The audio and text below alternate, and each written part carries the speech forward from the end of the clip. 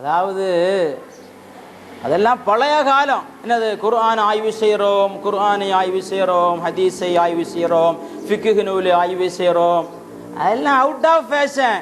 இன்னைக்கு இன்டர்நெட்டிலும் மற்றுள்ள நெட்டுகளிலும் என்ன சினிமாக்கள் வருகிறது என்பதை ஆய்வு செய்து கொண்டிருக்கிறாங்க. அவனுக்கு எதிராக ஒருத்தன் சொல்லி, நீ அந்த சினிமாவை பார்த்தா இல்லையா, எனக்கு தெரியும், நீ இந்த சினிமாவை பார்த்தா இல்லையா, எனக்கு தெரியும் சொல்லிட்டு இருக்கிறான்.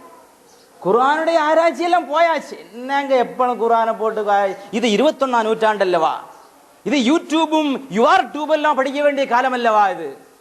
அப்போ அதில் வரக்கூடிய ஆபாசங்களை இன்னைக்கு ஆராய்ச்சி பண்ணிட்டு இருக்கிறான். இவர்களை இளைய சமுதாயம் பின்பற்றினா அவங்களை எங்க கொண்டு போய் சேர்ப்பாங்க? சொர்க்கத்தை அடைய முடியுமா? ஹக்கான வழியை அடைய முடியுமா?